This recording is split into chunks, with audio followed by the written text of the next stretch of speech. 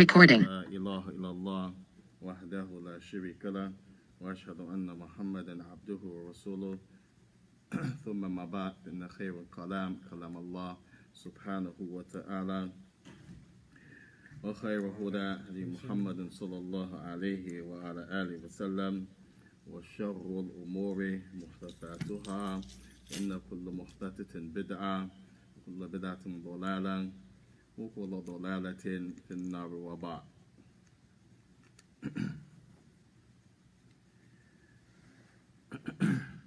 We continue with the famous book من بلوغ المرام وهو Jaami and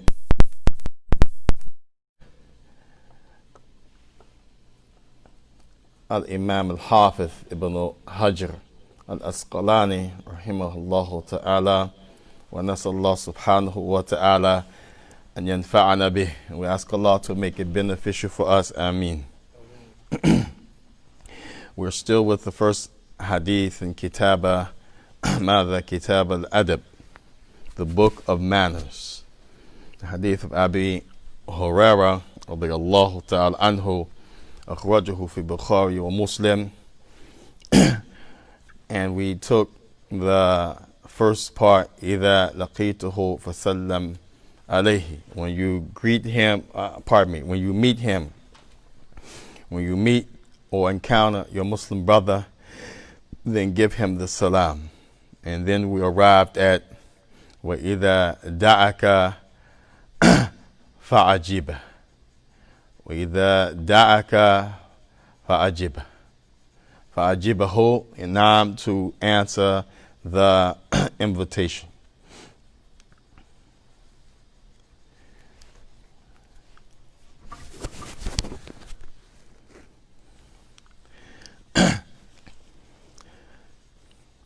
We mentioned last time that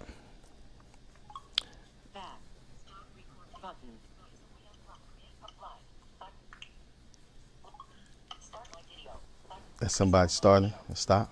That's your phone. Really? You check it? Yes. 85%. The signal dropped. That's what happened. That's for YouTube. We mentioned that the ulama of Islam, they set a principle whenever something is sought from you. If Allah seeks something from you or the messenger, then the general rule is that it is a obligation. Al-amru, the command, yaqtadi biwujubi. It means it constitutes that you have to do it. So all of these things the Prophet ﷺ mentioned from these six, they are in the command form, in the language context of what's being said. So it appears from the wording of the Prophet itself that these are things you have to do. So this is where it has been mentioned that it is the right of the Muslim, meaning you have to give it to the Muslim.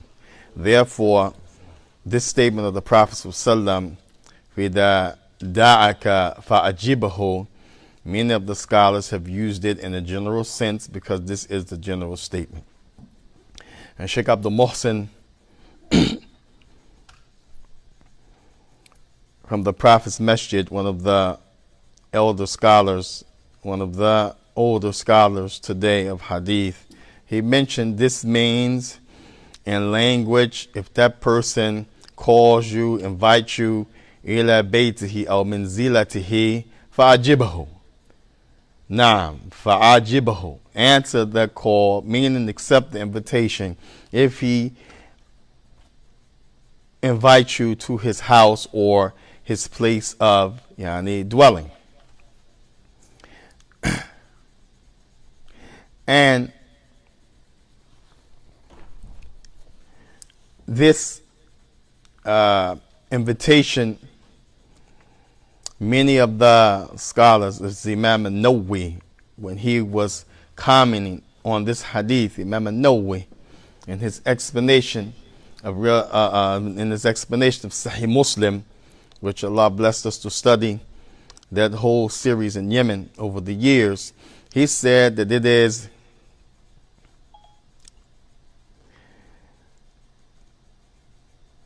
recommended. It is recommended to answer the invitation. However, again, many of the scholars, based on the literal wording, they said, and it is an obligation. The Prophet sallallahu alaihi wasallam, when he mentioned this, he was talking about al-irs. Al-irs, yani walima, the marriage ceremony, the feast when a person gets married. So although this is a general statement, true indeed, and as the Imam Nawawi said, it could apply to a recommendation in general when it comes to walima, when it comes to the wedding ceremony, the feast. Then to begin with, the Prophet sallallahu alaihi wasallam, he said, "Yulim walau bishah." He said, have a wedding ceremony when you get married. Yulim means, in layman terms, make sure you get married, have a walima. Have a celebration. He said, even if it be with one sheep. Why did he say that? Because the Arabs had a custom of slaughtering many sheep, camel. So even if a person, the Prophet was saying, in a customary way, even if it be one sheep, don't let it prevent you. And we know that there are some hadith where the Prophet, when he got married, one time he had barley, another time he had something else, which is less than the sheep. So walima is the obligation. Walima is the obligation. So there's no way you're going to have a walima except you have to invite somebody. And that's why the scholars of Islam, they mention that this actual hadith, the Prophet ﷺ, when he said, "Ida da'aka fa'ajibahu," he was talking about walima. If he invites you, then you come to the walima. So this is one of the ways you can determine if something is general or specific. The Prophet ﷺ said, if he invites you, answer. Is that general or that's specific? That's specific? If he invites you. But he didn't say to what? He just said if he invites you. So is that general or that's specific? It's general. Give me an example of something that will be specific. Having a dinner at somebody's house. Okay. So let's put that in a sentence structure. If Ahmed invites you to dinner, إذا دعك أحمد إلى بيته لعشاء فعجبه. If Ahmed invites you to his house for dinner, for supper, then answer him. But the Prophet didn't say that. He said إذا دعك, if he invites you. So therefore,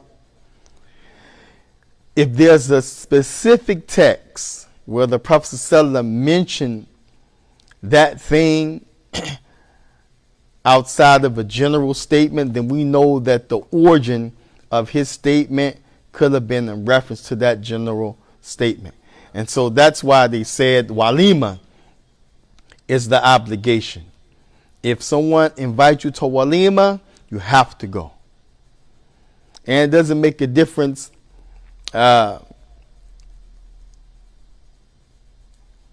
whether somebody said different. We know that if someone invites you to walima, and there's some conditions, we'll mention those conditions inshallah in a few, that you have to go. As for as other invitations, then based on this hadith, the way the Prophet ﷺ said, إِذَا دَعَكَ, da'aka is a command form.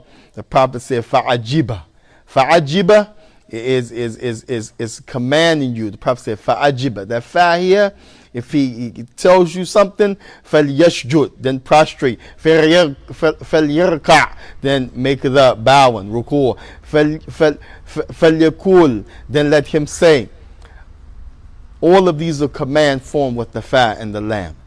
Lam amr in the Arabic language. فَعَجِبَهُ, the Prophet is commanding you to do what? Answer. When? إِذَا دَعَكَ, if somebody, when somebody invites you. So one of them is a conditional phrase, idha. It starts conditional phrase.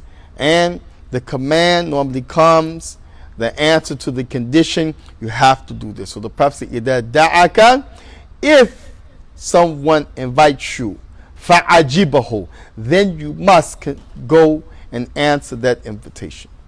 That's general. But what the Prophet was referring to is walima. And this is in the hadith with the Prophet sallallahu alaihi wasallam. He said, "Sharru ta'ami ta'amu walimati." The worst food, the most evil of food and its types is the food of a walima. Write this down. Prophet sallam, he said, "Sharru ta'ami ta'amu walimati." The worst food, the most evil type of food that a person can have, that a person can eat, that a person can serve, is the food that's served at a walima. Yuda'a ilayhi man yatba.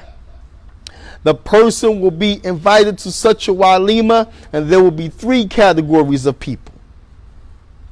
Man yatba, the person says, I'm not coming. The first one, the one who refuses to answer that walima.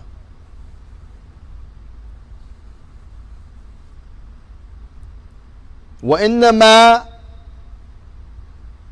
لَهَا مَنْ يَأْتِي وَمَنْ لَمْ يَأْتِي. And then you have the one that's going to go and the one who's not going to go. The one who says he refuses. So the first one, the person, he actually says, I'm not going. Yet by, he refuses. He doesn't accept. And then you have the one who's going to go and the one he may not make it. فَمَنْ لَمْ يُجِبَهُ. So whosoever does not answer that invitation, فَقَدْ عَصَى اللَّهَ وَرَسُولَهُ. Then indeed he has disobeyed Allah and his messenger. Whosoever has not answered that invitation, indeed he has disobeyed Allah and his messenger. So this hadith,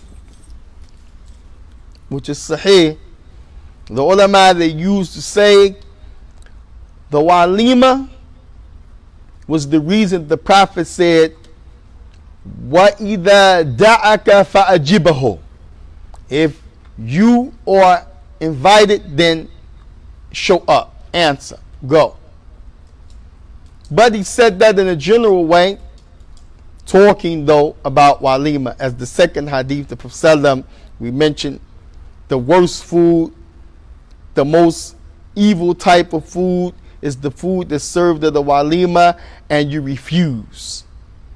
Or that person at a walima, he may make it. Or the other person, he may not make it.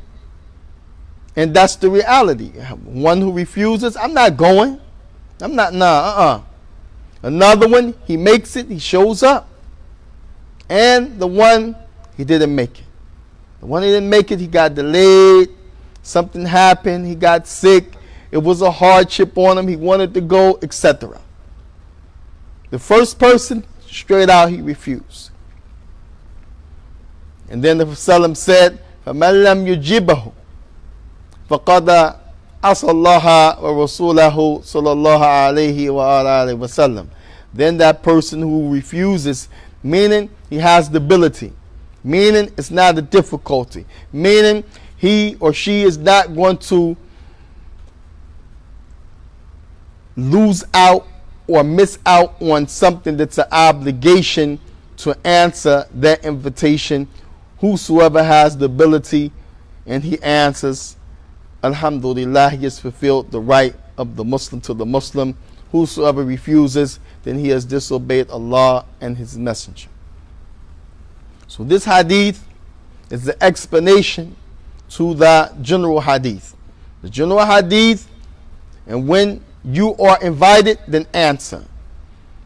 And the explanation to that hadith, which makes it specific and how you know the Prophet is talking about walima. And the walima, you have to go because the Prophet stated it when he mentioned the most evil food that can be served is the food of the walima. And that person, yani, refuses to go, or a person shows up and another does not make it, whosoever does not answer, this is the punchline. فَمَنْ لَمْ يَجِبَ, whoever does not answer, he has the ability, then this shows it's a sin because he said, فَقَدَ عَصَى اللَّهِ, he has disobeyed Allah or Rasulah. So that means it's an obligation. Anytime something is an obligation on you, then that means you have to do it. And that's why they said the walima is an obligation. Every other type of invitation, highly recommended. But walima, you have to go if you have the ability. And there's some conditions to the issue of walima. Now, any questions? You said that there's a more evil type of food. Yeah. Prophet is making, showing you where the barakat lies. If you have a walima and someone refuses, then the Prophet described that as the most evil type of food, meaning you refused the obligation of Allah and His Messenger, which had barakat in it. So you and yourself refusing, you lose the barakat. So he described the evilest food, the food at the walima, meaning of the one who refuses. So for you, you turned something that was a barakah into something evil. But the way that he spoke, this is what's called balagha. It has a rich meaning to it. Just like Allah subhanahu wa ta'ala in Surah Al-Fatiha said, Iyaka na'abudu wa iyaka nasta'een. But in Arabic, normally you will say, La na'budu illa iyaka. We don't worship anybody but you. But Allah revealed it in a poetic form to show in no form or fashion, in no type of way that's considered worship, should we give that to anybody other than Allah. That's why Al-Fatiha, the ayat is not La na'budu illa iyaka, rather it's Iyaka. You alone we worship, when the negation should have came first. Just like La ilaha illallah, the negation comes first in this type of sentence. But the issue of what's called balagha, where something is emphasized and it's mentioned in a particular way to bring about a intrinsic and a very powerful poetic meaning, then this is why Allah subhanahu wa ta'ala revealed Iyaka na'budu wa iyaka nasta'een, rather than la na'budu illa iyaka. So likewise here the Prophet is saying Sharul ta'ami ta'amu walimati. But he's not saying merely the food at the walima. He's talking about the evil sin of the one who rejects the blessed food at that walima. You will be charged on the day of judgment for the issue of evil food, just for not going to a walima that you were invited to. Showing the blessing of the walima has been taken for granted. So the Prophet described it as evil food to encourage the people, leave that sin off. If you have a walima and you are invited and you can go, go. Don't let it be a racial issue. Don't let it be a tribal issue. Don't let it be, how can I go eat with them and they poor and I'm rich? Lie. By that way, you make it shawul ta'am, an evil type of food, because you're making the food for this one and that one and this reason, when the food is for walima. Walima. To come together for the cause of celebrating the ni'mah of Allah subhanahu wa ta'ala. And the Prophet he said, yulim, yani make sure you have a walima, walau bishah, even if it be by one sheep rather than many sheep and she camels. So that means you got to go. Now, there are some conditions when you talk about the issue of answering the invitation. And we said again, many ulama, they use the general hadith, إِذَا دَعَكَ فَعَجِبَهُ, if you're invited, answer, to say that you can include any invitation based on the wording that the Prophet ﷺ mentioned, but there are some conditions to that. And then others say that the invitations outside of a walima are highly recommended, but walima is an obligation. Whether you take the position that all other invitations outside of walima are recommended and walima is the only one that's an obligation, or you lump every invitation in one category, if you're invited you must go, there are some conditions that are very important. Very, very important. The first condition is that this is talking about Muslim invitation. Condition number one, Muslim invitation. Why? Because the Prophet ﷺ started the hadith off by saying, Haqq al-Muslim ala Muslim sit. The rights of the Muslim upon the other Muslims is 6. So this makes this an issue that is restricted to the Muslims in that regard of giving the right, because he's talking about the Muslim.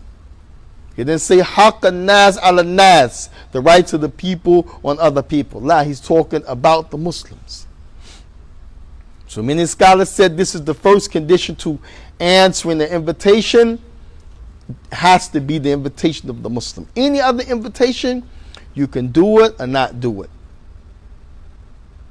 You can do it or not do it. But the haqq, the right of the Muslim, you got to go. That's the first thing.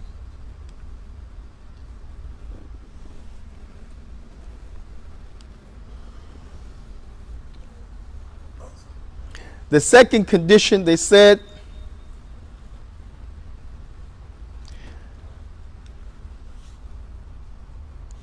that it must be an invitation from somebody that is not considered from the people of Hajr, from the people of boycotting. And we touched on this a little bit before. People went crazy in the 90s, went retarded with the issue of boycotting. Subhana Rabbil Azim. In the name of the deen, in the name of manhaj, in the name of aqidah, in the name of following the haqq. But there are some situations, for example, if someone comes to you and they say to you, Brother Abdullah, you're invited tomorrow to a celebration. We want you to come out and bring your family. You say, okay, mashallah. And then you go. Then he says to me, Shaykh Ukkasha, tomorrow you're invited to a celebration. Bring your family. Come out. I said, what kind of celebration? He said, Mawlid Nabi sallallahu alayhi wa alihi wa sallam. Birthday of the Prophet. Is this from Ahl al-Hajr, people that you should avoid, or the people of Ahl al-Sunnah? People you should avoid. هكذا صحيح. أيوة. ما يكون إلا من أهل ماذا أهل أهواء والبدع. Only way we could put that in the category, this is an occasion of people that are going to be practicing bid'ah, following their desires. So this is an example. First condition, and you can Muslim. Naam, that there be Muslim there inviting you. To be an obligation. If it's other than the Muslim, then it's not binding on you to go. You can't go or not go. But the Muslim, haqq al-Muslim al-Muslim, sitta, 6.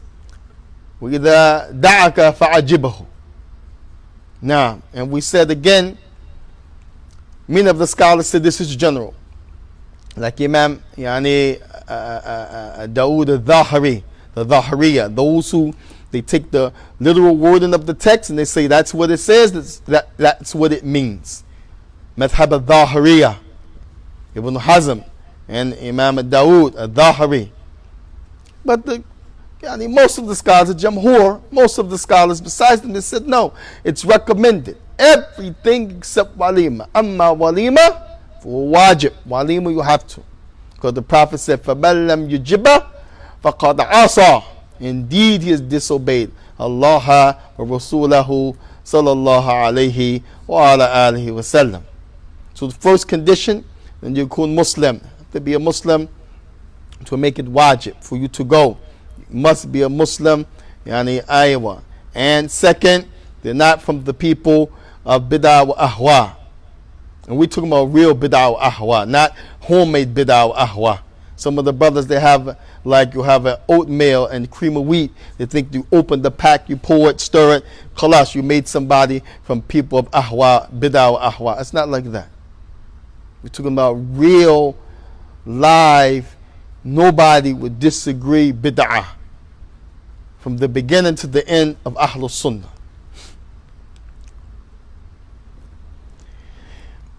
It said the third thing, the third condition, and la yakun hunaka munkaran, and la yakun hunaka munkaran. Naam, that it must not be anything there that's evil. If that's some evil, كال يعني موسيقى وال يعني أغاني, music, singing, لا يجوز. Scratch that thing. Except, now after this, this is the third one, put A and B, 3A and 3B. Imam Muhammad ibn Salih al-Uthaymeen and others, they said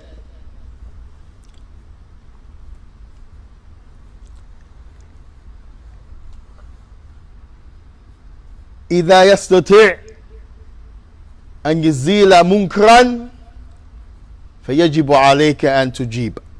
It said if you can change some of that evil, if you are one that has the ability, the influence, and you know that if you go you will change some of that evil, then it becomes wajib when you go. Becomes wajib on you to answer that invitation.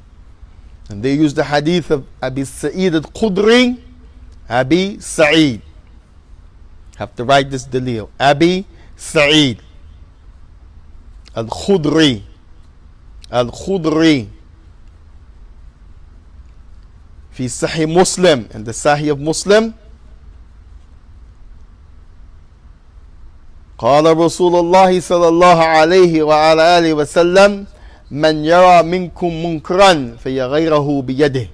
Whosoever from amongst you witnesses is there in the presence, he sees, she sees, you all witness an evil, فيغيره بيده. Prophet said, then you change it. I command you to change it with your hand. فإن لم يستطع فبلسانه. If you have no ability to change it with your hand without making a bigger problem, then you leave it, you change it with the tongue. فَإِن لَمْ تَسْتَطِعْ. If you don't have the ability to change it with the tongue without making a bigger problem, فَبِقَلْبِهِ. Then you change it in your heart. Meaning, don't like it in your heart, make it in your heart, you dislike it. وَذَلِكَ أَضْعَفُ الْإِيمَانِ. This is the least that the Muslim, this is the lowest part of the issue of faith in this regard. However, there is a principle that goes with this. Again, if there's evil there, the general rule, don't go. But, if you can change the evil, even if it be for 5-10 minutes, to give some dawah, to see everybody. Al sabili mathal. You go, you say, listen, y'all know I don't listen to music. They didn't see you in 10 years.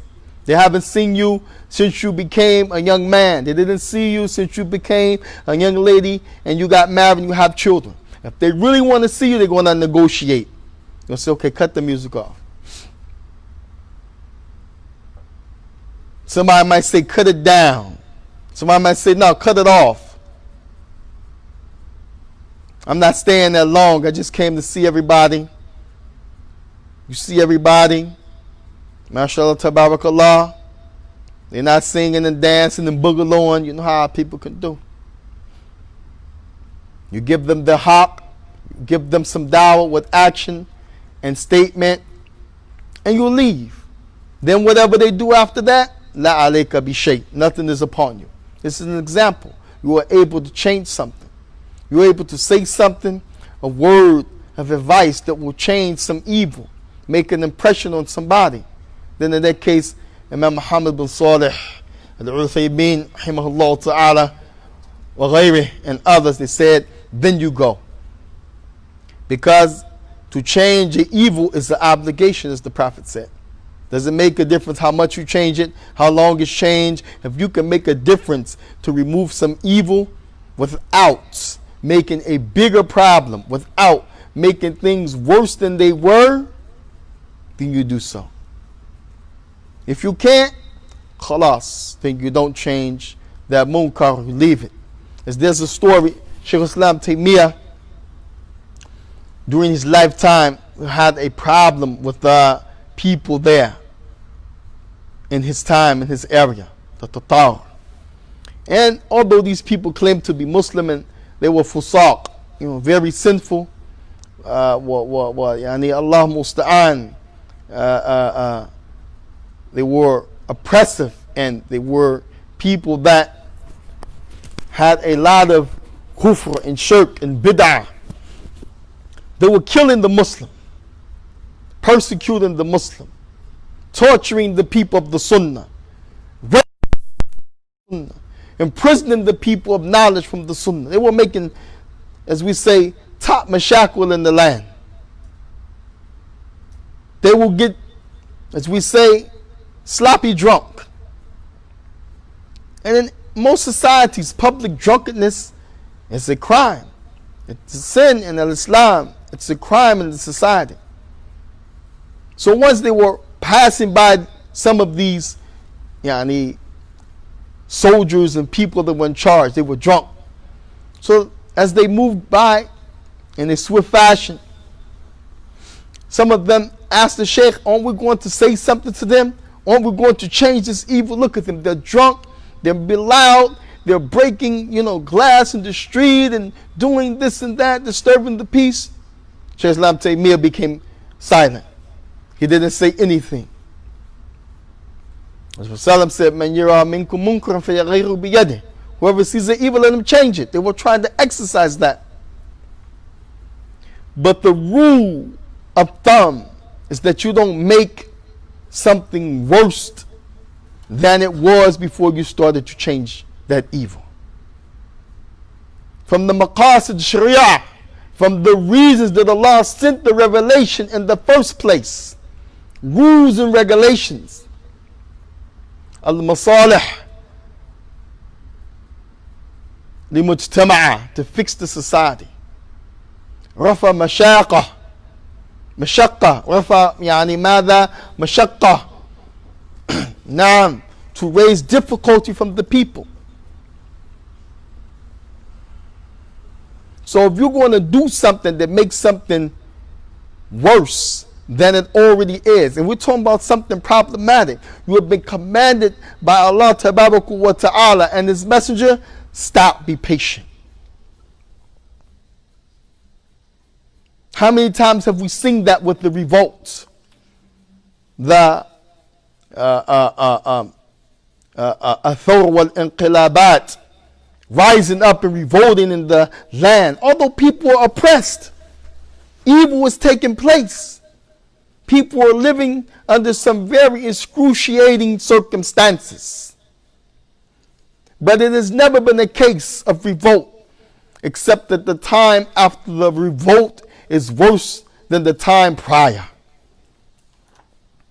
So Shaykh Islam Taymiyyah, he told them, he said, when they got to the masjid, he said, the reason I didn't say anything to them, the reason I left them, he said, because although they were doing public drunkenness, when they are sober, this is when they imprison the scholars of Ahlul Sunnah. This is when they beat the people of the Sunnah, torture the people of the Sunnah. This is when they rape the Muslim women. All of their evil is when they were sober. So which one is worse?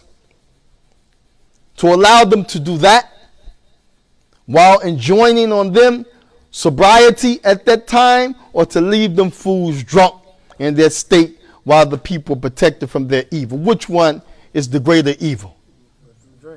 Huh? Somebody said to drink? I said let them. Oh, let them drink. Hey, what? So hey, let them drink. They're not oppressing the people while they're drunk. That's right. They're only hurting themselves. And if there is some other, people are being annoyed, then that's less than being tortured, in jail, beating, raped, taking your property, breaking in your house. That's subhanallah. So this is something that we have to try to look at and apply in our lives, because I'm sure there are things that we encounter, we want to change, we want to fix. We have to weigh out. Is it going to be worse to deal with that after I deal with it than before, or is it going to make things better on face value? That's the third thing. So the first one, we said they be Muslim. First condition to accept the invitation to something being an obligation. As for the non-Muslim, then you're not binding. The Muslim, especially walima, and if you generalize it, anything they invite you to of khair, of goodness, then it becomes wajib. First condition, Muslim, invite you. Second, that they are not from the people inviting you to bid'ah and desire, sinful things. Cannot answer. Third, that there are nothing there that is evil. 3A, with the exception, you can change some of that evil without making a worse situation, changing that evil.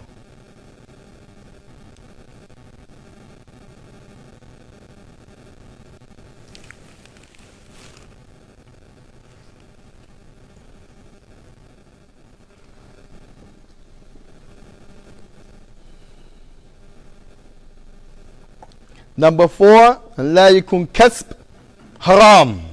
لا يكون كسب haram. That what they have there of the provisions, the food and drink, can't be haram.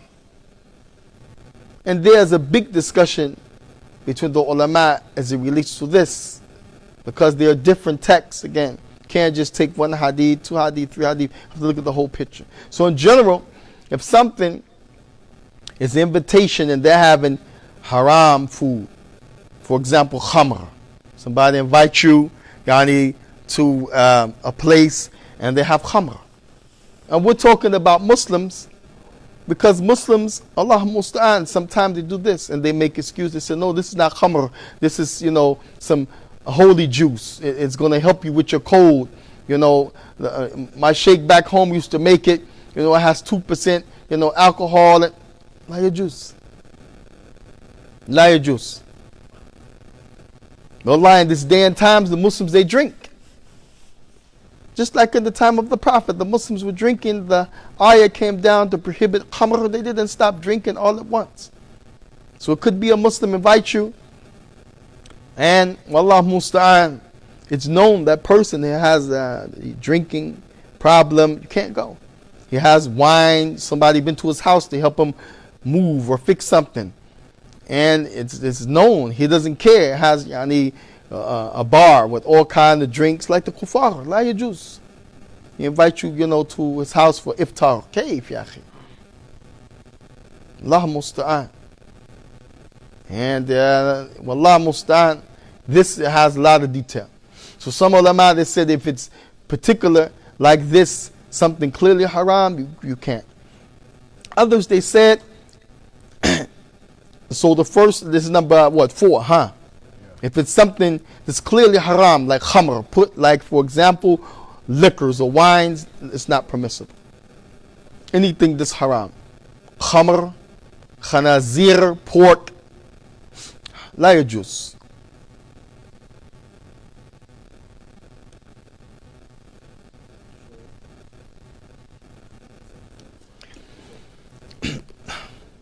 Huh? Okay, barakallah fi. Put yani under number 4A.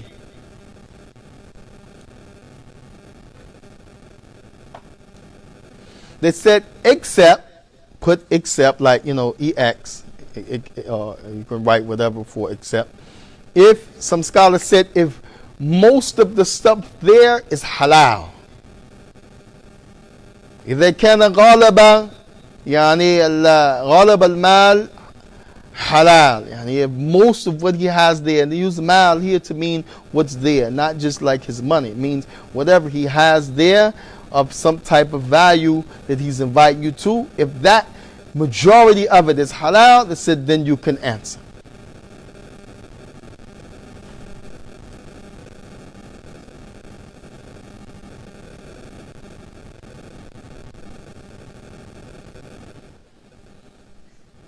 So the first one, flat out, if there's any haram, you can't what? Can't go. Example of what is clearly haram? Pork, liquor. Hey. No, that's the second point. We're on that point. We're going to go back to the first point of haram first. Okay, the second point, some ulama, they said, if most of what's there is halal, then you can go. And the hadith they use,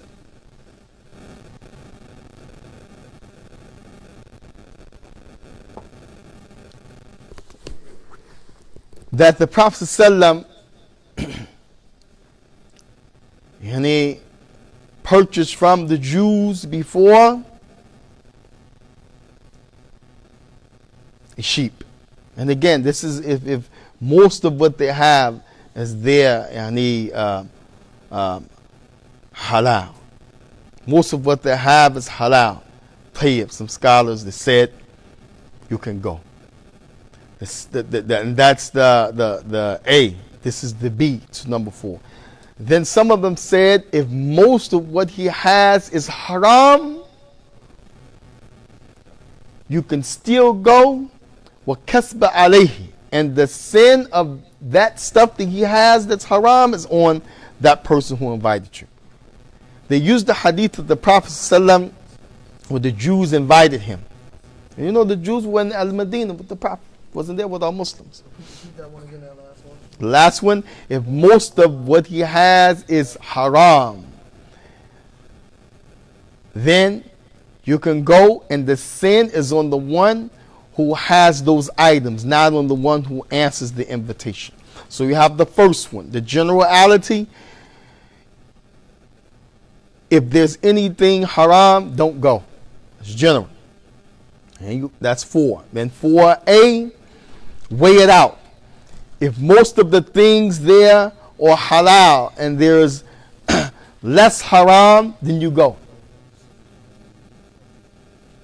Then B, A, not B, A, B what? 4, sorry. B4, if most of the thing is haram, then you can go, but the sin is on the one who has those things, purchased those things. And they use this hadith of Salam where the Jews, they invited the Prophet, alayhi salatu salam. And it's known as Fadilatul Shaikh Yahya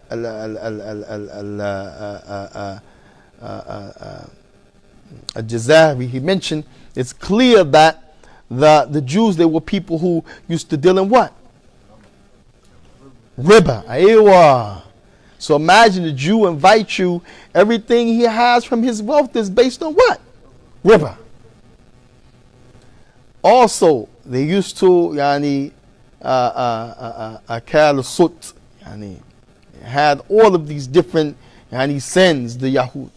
What the Prophet ﷺ, he did, he answered the invitation. He wouldn't take no gift from them. He couldn't accept sadaqah from them as a prophet. He didn't take no gifts from them. But what he did, he purchased a sheep. And that's what he ate from. So many ulama, they use that hadith to say it's based on yani ra'i, meaning what you view from the situation. What's the benefit? And if you see there's a benefit, going back to point number 3, you can change some evil. You're not out the woods, because the next thing is there any haram there? So now, what do? Number 1, if there's haram, don't go. That's number 4. 4A, weigh out how much haram. Is it a little haram, more halal? Like our supermarkets, for example. What do you think is in the Walmart? Halal versus haram. On the scale 0 to 10, what's in Walmart? Halal, haram? You're buying fitna? You're buying fitna? A'adhan billah. Okay, watch what you say. We're saying what you buying. Amratun baghiya la yajuz. سواء كان في Walmart or في شارع. Purchasing dancing ladies and hookers is haram, whether they're in Walmart or in the street. You can't buy fitna. Taqillah. This is the meaning when you say fitna. We're talking about women. We understand what's fitna. So you can't put that in that context. But on the scale 0 to 10, what's in Walmart? Halal, haram. On scale 0 to 10, I give it maybe a 7, halal. What do you got in the Walmart? Clothes, produce, dairy, medicine, hygiene, appliances. Can we keep going? If we just took all of the stuff that we can count, that's haram. They have beer, any condoms, Allah musta'an, maybe they have some other stuff. Difference of opinion about the meat, food of the people of the book. Let's say somebody says, okay, all that meat is haram, hitting the head. Tayyib, you still got a whole Walmart. Air conditioners, barbecue grills, beds, toys. You get the pit, huh? Somebody say candy? Allahu Akbar. Personal things. And so the point is that we live this every day. Weighing out, going in a place that has more haram, halal, or less yani halal, more haram. Aywa. The liquor store, what does it have on a scale 0 to 10? More haram or halal? Haram. E&J, BJ, Scotch, whiskey, gin, you name it. We from Jahiliyyah, we know all of this stuff. I hope people made Topa. When they accepted Islam, they're not still drinking, because some Muslims still drink. Afallah anna jami'an, may Allah pardon us all, Ameen. Yashfi sudurina, purify our hearts. Wa yutabbi aqdamana, make our feet strong upon Sirat al-Mustaqim. Ameen. This is real talk. But guess what? You got to wash your uniform. It's a Sunday.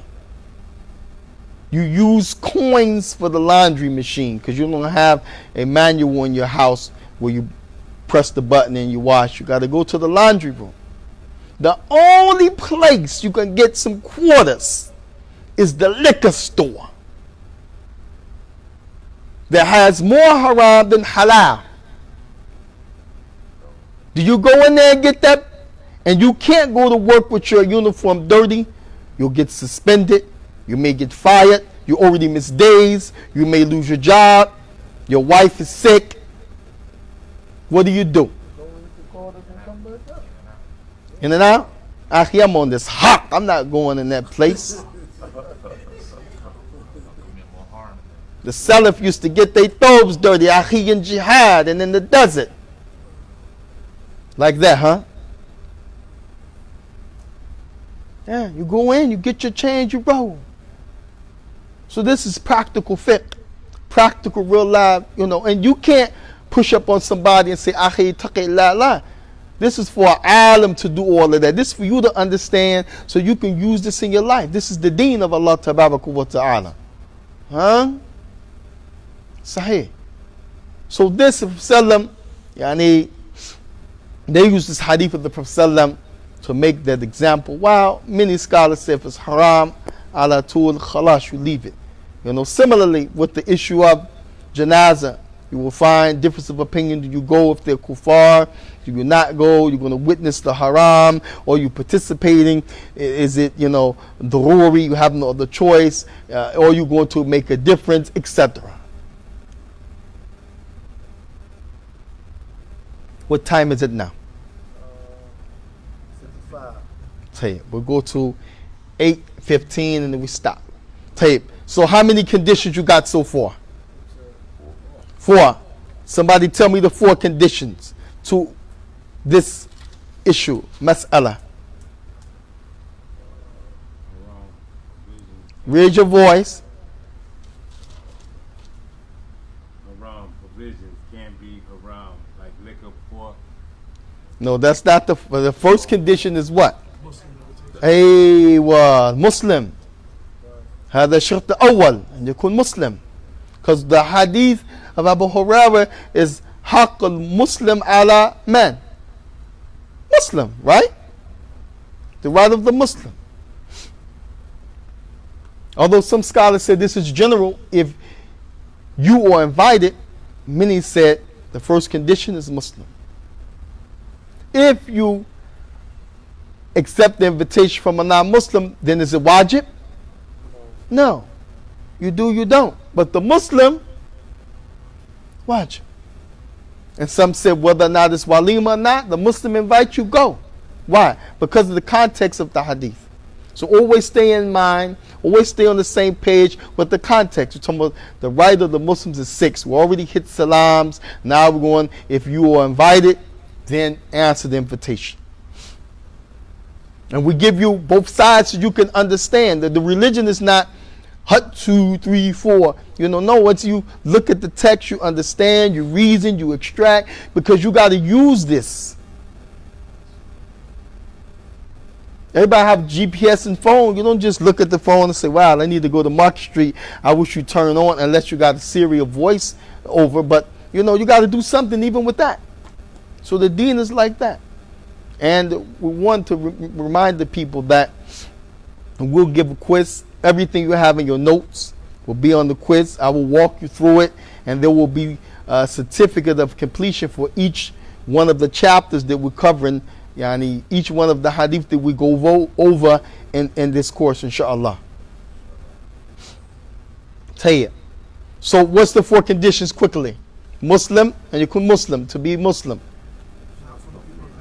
Not from the people of bid'ah wa ahwa. Tayyib. So, Fulan qala Ukkasha mubtada'.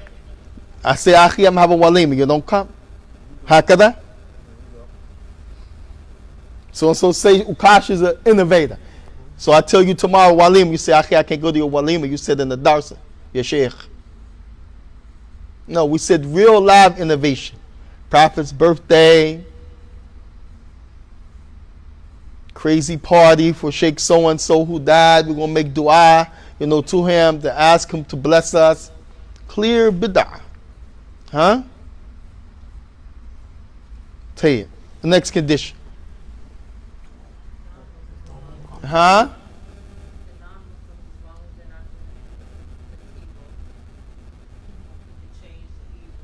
MashaAllah, barakallahu feekum.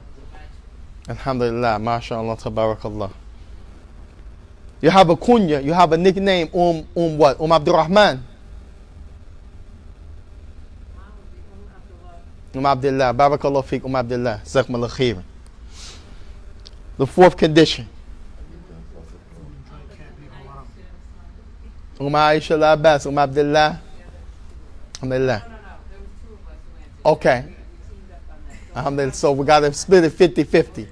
Alhamdulillah. Aisha Abdullah. Barakallahu fikum. Tayyib.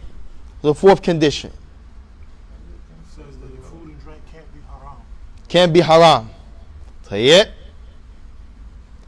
4A. You got to do what? Aywa. Ayyuhum aqlaq. Which one is the most in A? Halal is the most. Which one is the most in B? Aywa. And do you think the prophet went without a necessity? No, he went. He was the messenger of Allah. How would it look that they invite the messenger and he don't go? They would say, Muhammad's an evil man. See, look at your messenger. And he was the governor of Medina. Aywa. So you see, it's necessity, dawah, this, that. But you know, you do what you can and then you bounce. You do what you can do. You don't have to partake in that thing. But everybody's situation is different. For example, if someone is weak and the other one is strong, then that person who's weak is not going to take a chance on something that the one who's strong can take a chance on. You get my drift? Nah, tell you. Number 5. We did number 5 yet?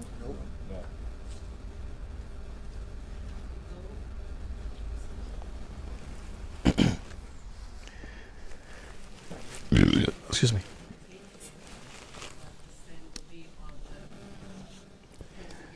Number 5. Huh? You ask a question? Oh. Take.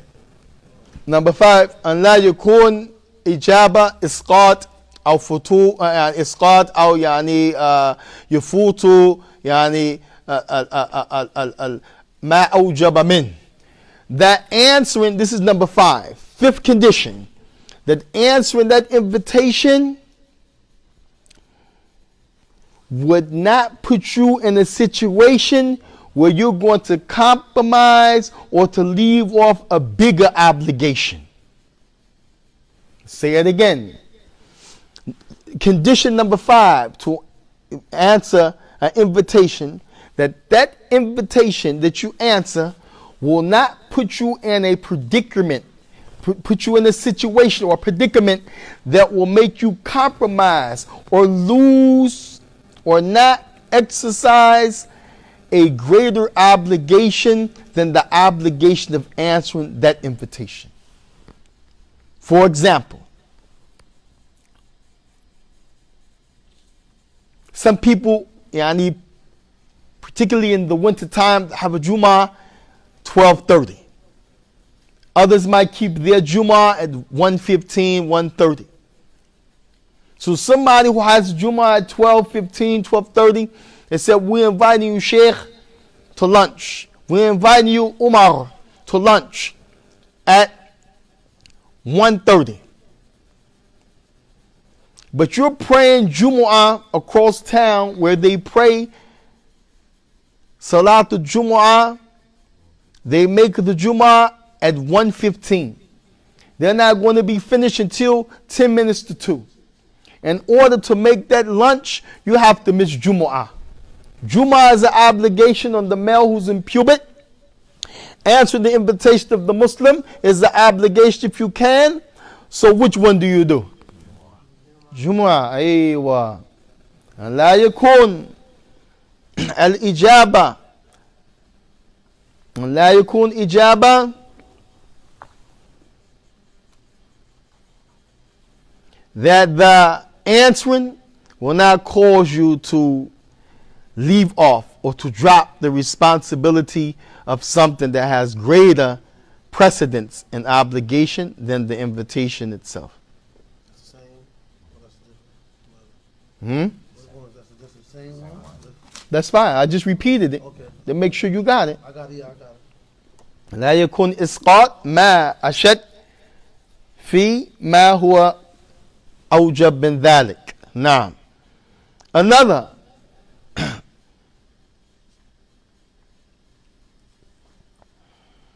You have to go to work. Brother said, come on, let's, have some tea. I didn't see you in a long time. This is an invitation. Ta'awun al-birr wa taqwa, to work together on piety and righteousness. Innama al-mu'minun ikhwa, brother and sisterhood, fraternity in the deen. But you can't risk being late for work to have a cup of tea, right? Or you guys risk, I don't know, some brothers, they shake it when they come to working. Allah Mustan. My wife work out, we'll be all right. Allah Mustan. You have a job, that's an obligation, right? You have an amana, right? You have a trust.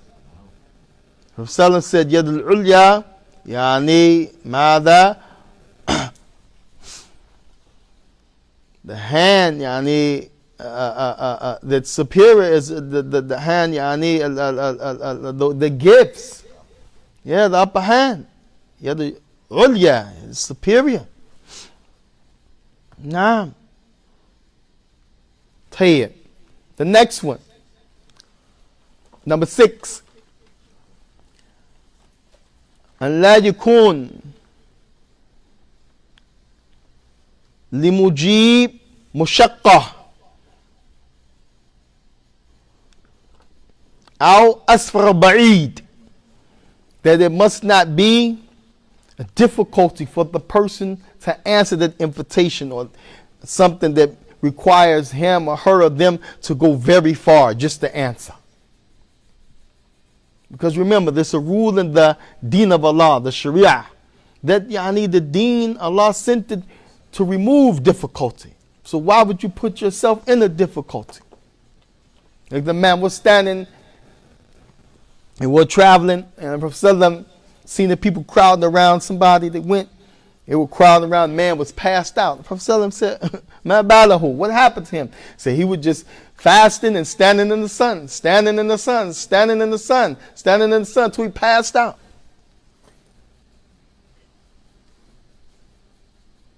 Prophet said, Laysa bir ala mashaqqa, kama qala. Said, it's not righteousness that you put yourself in harm's way. It don't make you more pious because you stand in the sun, 105 degrees, you talking about, mashallah, I got iman, akh. People sitting in the AC, you standing outside. Sweating, hot, dizzy, dehydrated. Allah mustaan, for what? So, the 6th one, that you don't answer something that's a difficulty, something that's too far for you to go. You got a half a tank of gas, it take a tank and a half to go and come back. You're going to try and make it? 37 cents worth of regular in your tank, what are you going to do? So this is real. You have to use your aql. You have to say your common sense.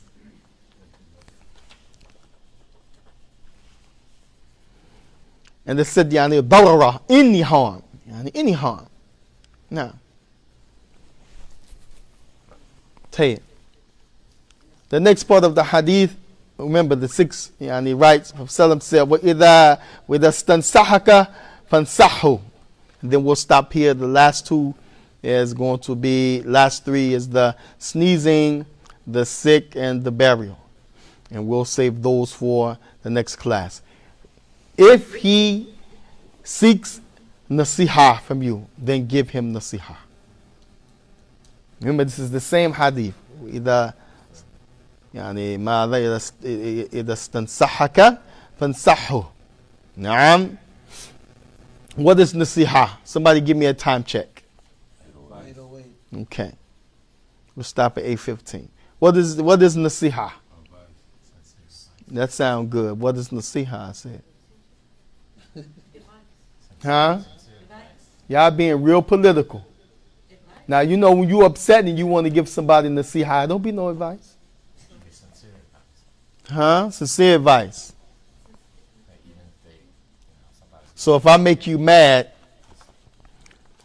tomorrow you want to tell me off because you thought about it, I was out of line, you're going to deal with me and you don't care who's around. I'm going to tell him to his face. That's considered nasiha?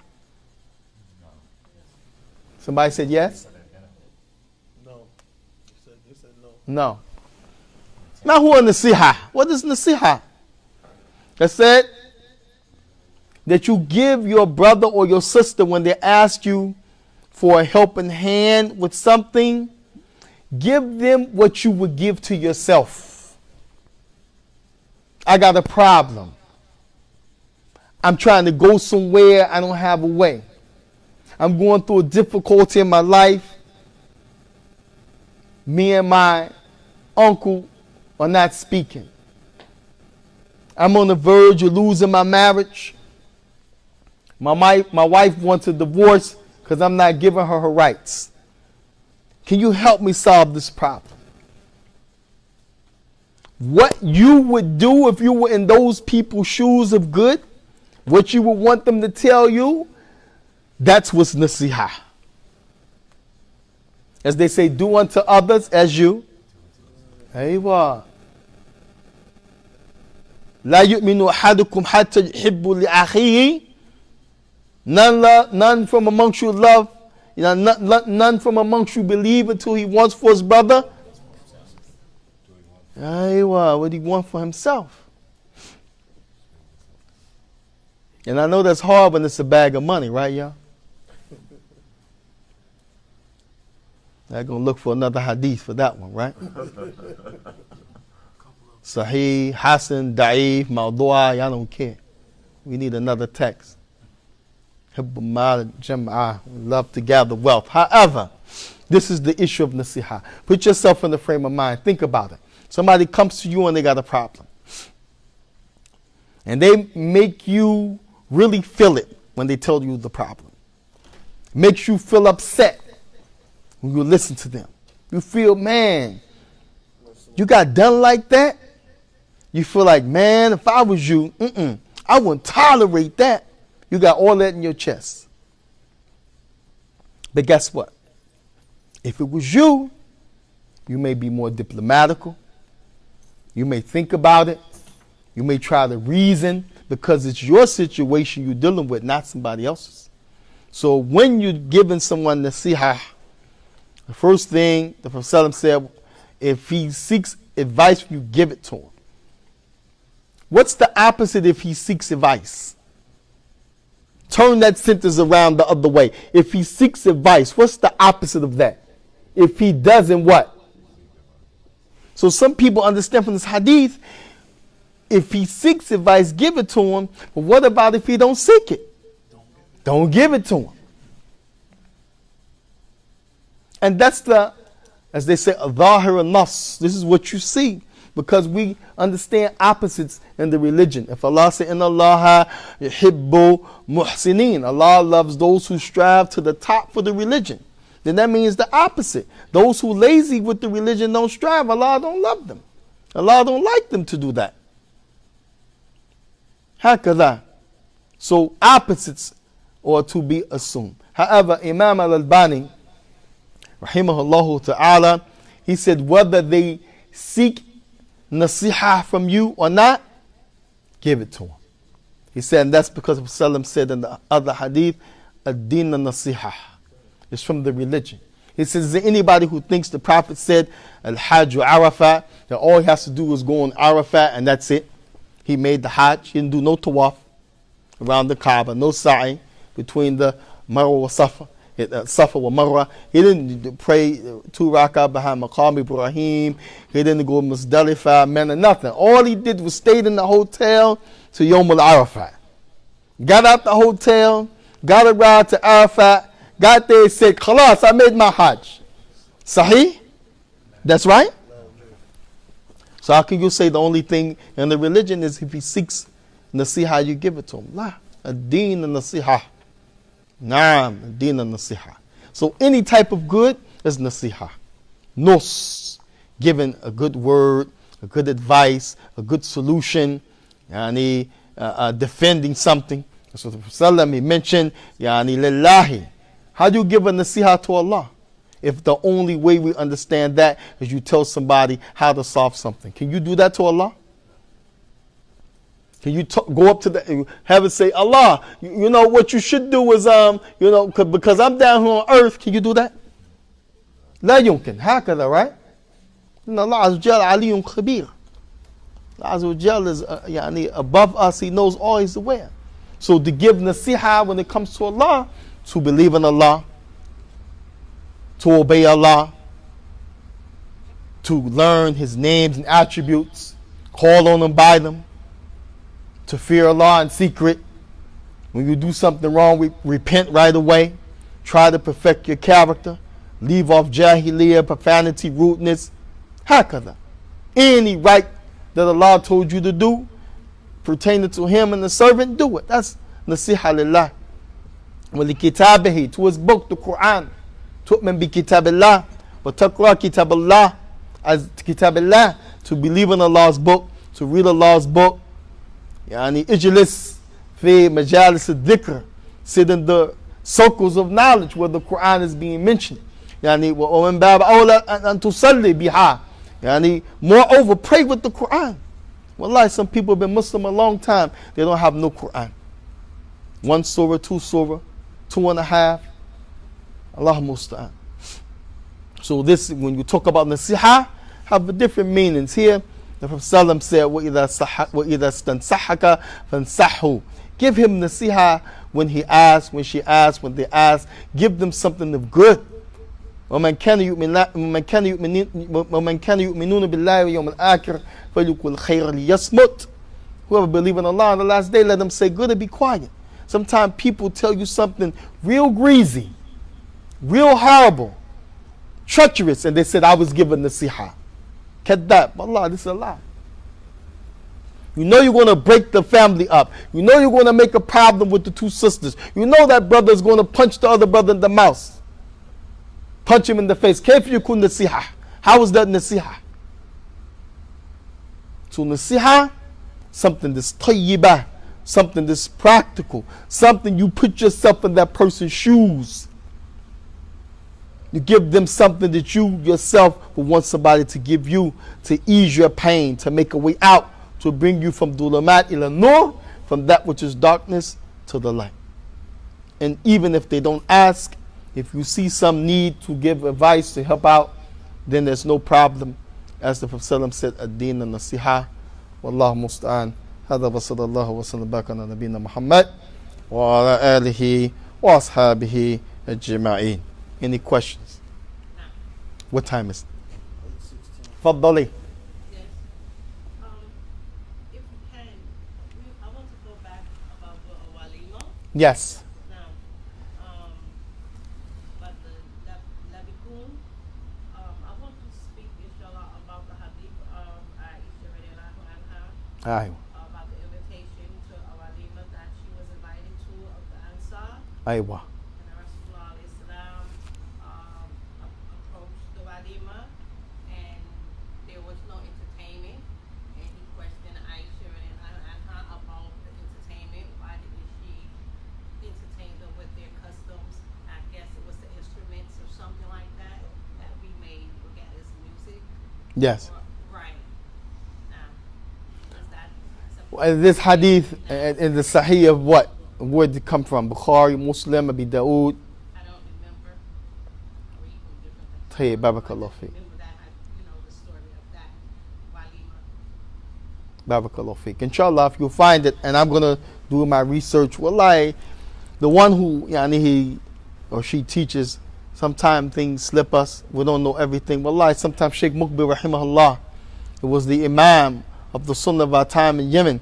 Sometimes the Shaykh, he was the most knowledgeable. People would get up and say, yeah, Abu Abdul Rahman. That was his nickname, Abu Abdul Rahman. He'd say, Naam. They would stand up, and they might sometimes have the book, mention some stuff, add some stuff, maybe sometimes say something different from the Shaykh, and the Shaykh will say, La basin bihada, jazakum Allahu khairah. They say, no problem, Allah bless you. That's it. This is the knowledge. Maybe she knows something I don't know. Maybe she remind me of another position. Maybe she brings something. I was wrong, she's right. This is the knowledge. You see, so this a thing, a benefit I want to give the people, because we learn something different in America. If someone say something or bring something, it's a slight. No, it's not a slight. You know, alhamdulillah. As for the hadith, I have to check to see where is the hadith, because we know that the Prophet said, وَمَنْ كَذِبَ عَلَيَّ مُتَعَمِّدًا فَلْيَتَبَوَّأْ مَقْعَدَهُ مِنَ النَّارِ. Whoever lies on me intentionally, he will have a seat in the fire. وقال النبي صلى الله عليه وسلم وهو أحد الكاتبين. The one who made it up and the one who transmitted it without checking, he's one of the two liars. So I don't want to say this is authentic hadith. It doesn't ring a bell, but what it comes to mind is that when the Aisha was young and Abyssinians were dancing on the day of Yani Eid. And many people, wallah musta'an, people like to go to the club and do the electric slide and the smurf and the boogaloo. They try to use this hadith from Sahih Muslim. How can we do this? Not saying you, but wallah, I know some brothers, they go to clubs, they flick up and they be on the Facebook, I heard, and they use this hadith. Say, no man, we can music and dance, and they bring this hadith of the Abyssinians. Well, this Prophet Sallam was talking about people doing the tribal dance that has to do with warfare, and Prophet Sallam with kulli qawmin eidahum, every people that have their Eid. You know, if that was haram, no, for sure the Prophet would not have told Aisha to watch it, let alone to praise it. So if there's something like that, then no problem. But we're talking about musical instruments. We're talking about song and dance. We talk about, you know, in our society, you know, we know what music is. You know, when I'm stuff that has lyrics, you listen to that and it may be in your mind for 2-3 weeks, a month, 6 months. A'udhu billah. Something somebody's singing about, baby, this, that. He's not talking about his wife. He's talking about some romance. Another person talking about killing the cops and doing drugs, and somebody else talking about a love story and they were going to commit suicide. Kullu hada la yajuz. All this is impermissible. When kana bismi yani Islami, if it's considered what they say Islamic, then we say to them, hatu burhanakum in kuntum sadiqeen. Let them bring their proof if they're truthful, because if it was any Islamic song and dance, who knew the Prophet best? Us or the companions? The companions. You knew the Prophet better than the companions? You think somebody here know the Prophet better than the companions? Some great scholar or Shaikh or his tribe? No. And they didn't do it. Prophet died and they took the Islam to the world. Them and their children, Wallahu Akbar Kabiran. Hatta yasir hahuna fi America. Until it reach here in America. We don't have any hadith, hatta hadith and da'if. Even hadith is da'if that the companions did something like this. And what's strange, in conclusion, we have people like Imam al-Ghazali or Yusuf Qaradawi, and they were big scholars in their rights. Lakin al-haq azizan fawqa alayna jami'an. But the haq is above all of us. You have Imam al-Ghazali, or Imam Yusuf Qaradawi, and others, and they will say Islam allows musical instruments, song and dance. They bring all hadith al-da'if, jiddan, fabricated, lies, munkar and hadith rejected, and they bypass all hadith that are authentic in the Sahih Bukhari, the Sahih Muslim, Sunan Abi Dawood. Allah musta'an. قد رد عليهم يعني إمام الألباني وكذلك قبله ابن قيم الجوزية وأمثالهم. And many of the scholars, they wrote about this to refute this, because wallahi, tallahi, billahi, we don't have any Islamic music, song and dance. Ila yawm al-qiyamah, to the day of judgment. So I'm going to check personally this subject matter. Can I make your mission easier? تفضل يا شيخ. الله يفضل. أنا يعني أفضله. If you allow me. تفضل. Yeah, the hadith that the sister just mentioned is authentic. And if I'm not mistaken, Shaykh al-Albani had mentioned it in his book, Adab al-Zifaf. طيب. But هل أرسلتم معها هل معكم شيء من الله؟ ولكن نفهم هذا بالحديث الأخرى أن الغناء شيء والموسيقى شيء آخر. is something and singing is something. آخر. So the Prophet said, and also playing the dove. Playing the duf is something, صح. and music is something totally different. صح. So as for the occasion the sister just mentioned is authentic, is acceptable, and is no any dust on it, like you say, and la ghubara alayha. But we have to understand it with the other statements and practice of the Sahaba, that is not a musical instrument. The only musical instruments is allowable is the duf, and only in the Eid. Okay? And a special occasion, like when the Prophet came back from his battle.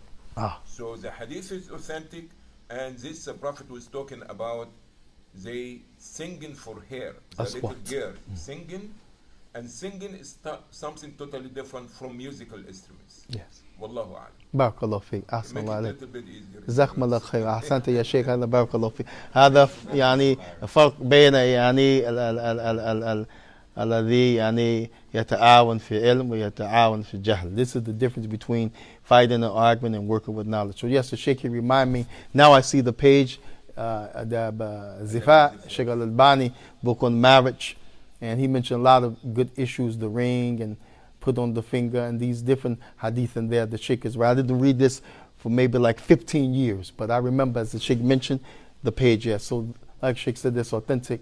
Sakmallah khairan. But the important thing, context. Don't mix up the translation, song and music and singing. No, singing one thing with the voice, music with instruments. Instruments totally haram. And the song could be based on who's singing, why.